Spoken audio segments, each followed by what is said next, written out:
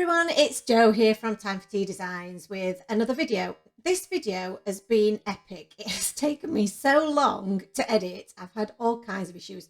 So I'm really sorry, but I do think that we finally fixed them and I'm now able to bring to you the projects that I made during our Facebook Live just over a week ago now, and the card that I made after the live that matched the project. So this is in two parts.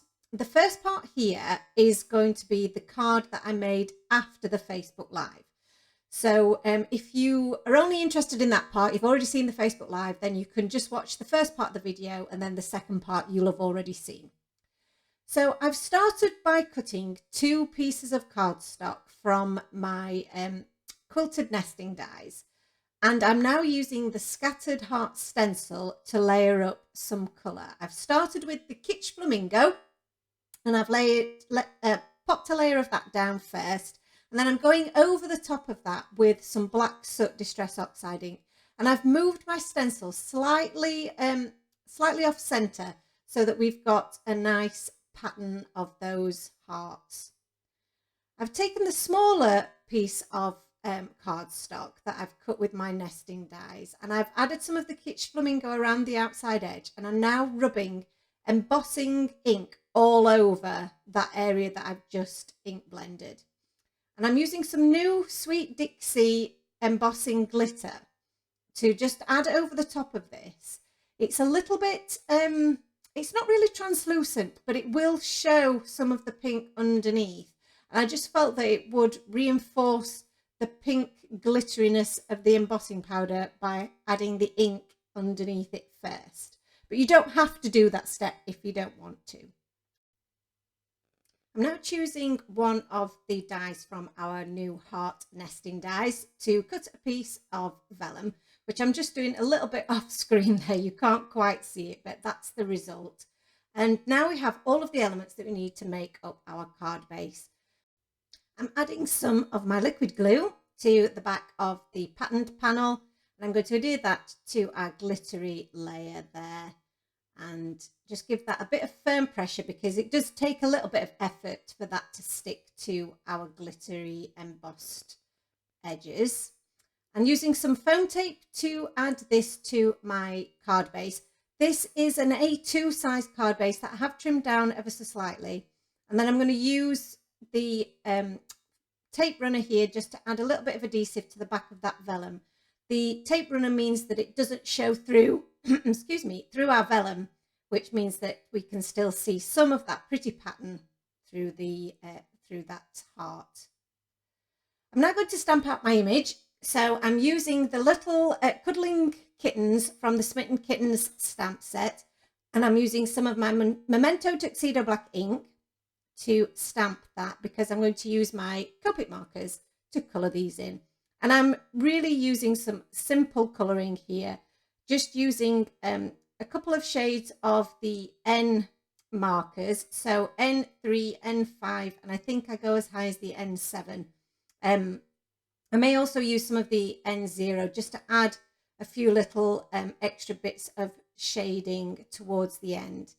But I'm making the little kitten on the right mostly white, so I'm just adding a bit of shading there to add a little bit of depth.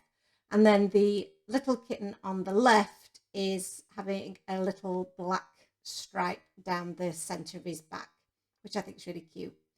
I'm adding an extra little bit of dimension to that vellum heart with my Jelly Roll pen. So just adding some stitch detail around the outside, just so that that stands out a little bit from the background. And it just adds another little decorative element. Now for my sentiment, I'm going to use some black cardstock and some Wow embossing powder.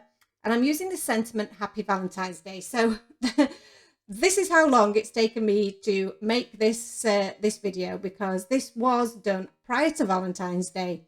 And Valentine's Day seems an awful long time ago now, but I still wanted to share the video with you because I really enjoyed the project. And I think that the two projects together worked really well and they look really cute. So, and you could also apply these same techniques to different cards and just use a different sentiment. So a little tip here, you'll have seen me just line up the Happy Valentine's Day sentiment.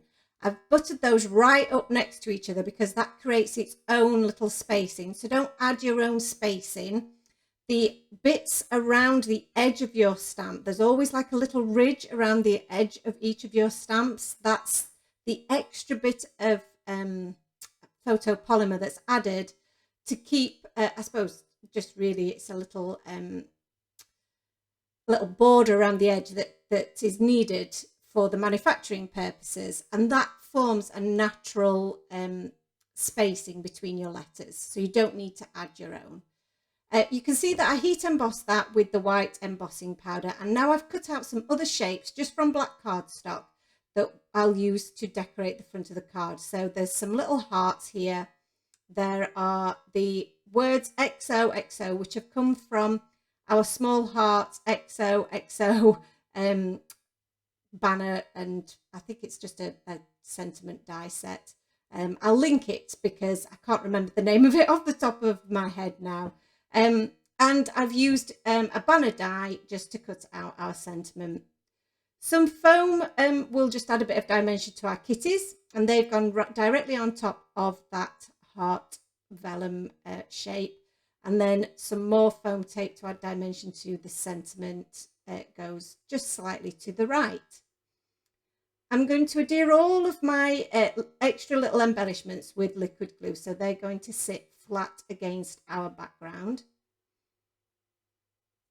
I've dotted these just randomly around our little image here, and I just think it makes for a really sweet little background for them.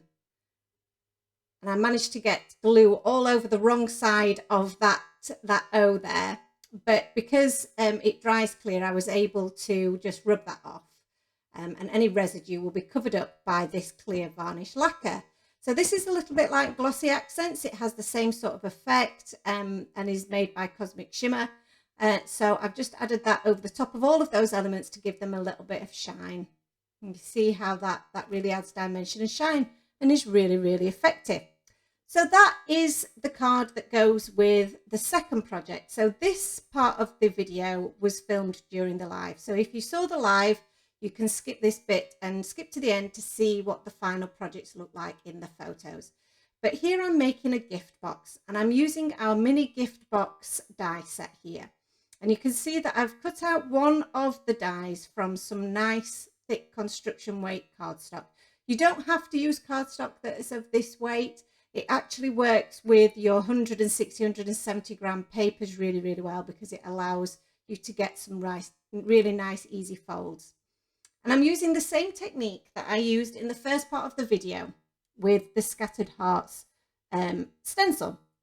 So I'm using some of the Kitsch Flamingo first, and I'm layering some of that ink down straight onto that panel that we've cut out. And I'm then going to do the same on the second piece, because these will link together and form our box. So while I've still got all of that pink ink on my stencil, before I clean that off, I'm doing the second part of the box at the same time. So we now have all of our pinks. I clean off my stencil, and then I add this back over my card base, or the gift box base. And I've shifted it slightly so that we can now add a layer of the black soot in the same way that we did for the background in our card. So the great thing about the Distress Oxide inks is that they do layer on top of each other. And you would think that the blacks, that looks a hot mess. But when you take off the stencil, doesn't that look effective? That's such a good look.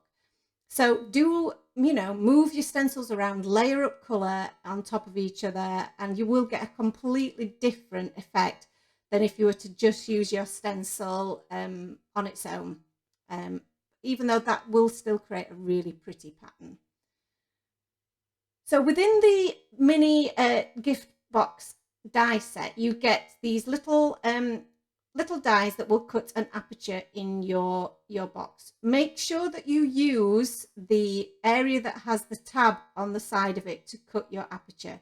If you cut it on the opposite side, when you stick your box together, you will see the tab through the aperture that you've cut. So that is just a top tip there. Make sure that it goes on the side that has the tab. I've cut a little bit of acetate, and I'm going to just add some of the tape runner around the outside of the aperture that I've cut. And then I'm going to stick that little piece of acetate down over that aperture that we've created. And this will mean that anything that we pop in our box won't fall through the hole. So you can see here that we've got all these score lines on our die cut, and they just need a little bit of folding and popping into, just enforcing those creases slightly.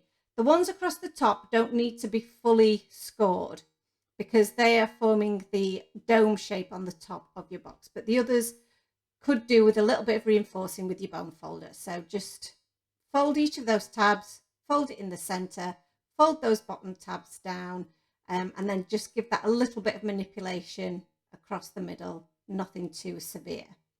So now we can pop this together. And I like to use my liquid glue for this because it is much more long lasting. So if people are going to be opening the box to have a look what's inside, or you're going to reuse the box, you don't want it falling apart. And if you were to use a tape runner, I think you've got more chance that that would happen. So I've popped one of those edges together. You can see that that fits together really well.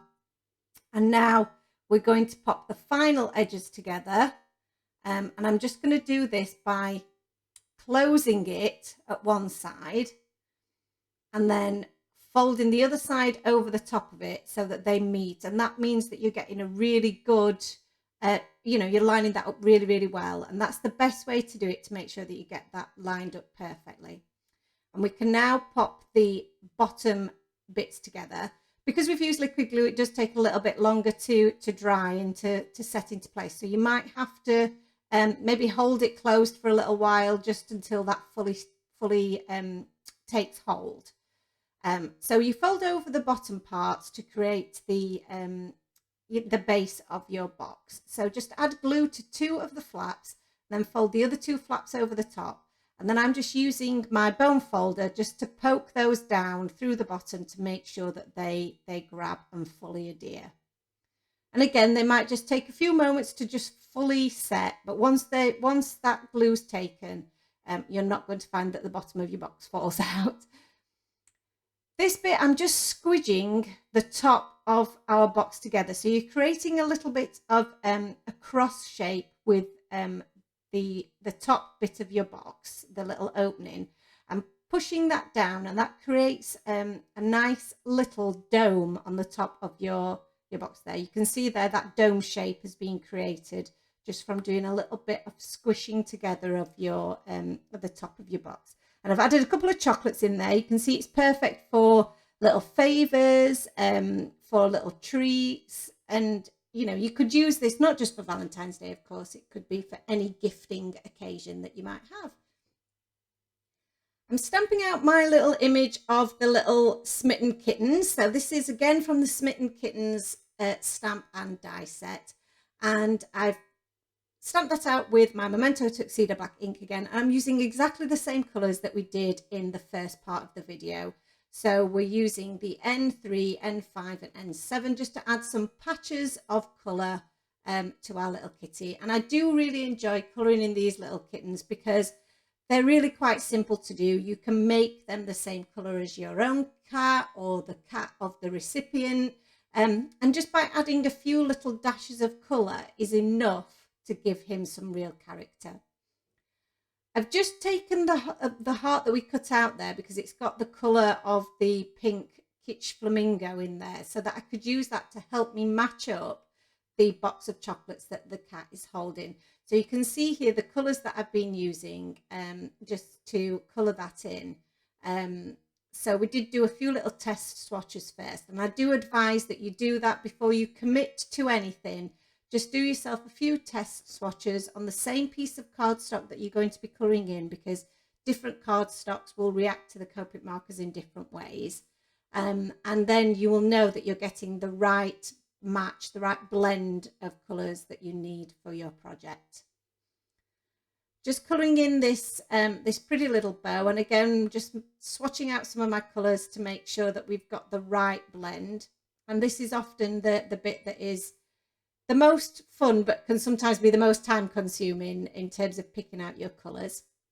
And I'm going to use the coordinating die to cut out our little cat. And just off screen, because I went a little bit off screen here, I cut out one of the banners from the zigzag banner die set that came out just before Christmas. So I'm using the smallest banner in that set, and I've cut that out 3 times, 2 of those out of white cardstock and 1 out of vellum. And I'm going to layer these up onto our gift box. And I've coloured one of those using that Kitsch Flamingo so that I know it matches with the rest of our colour scheme.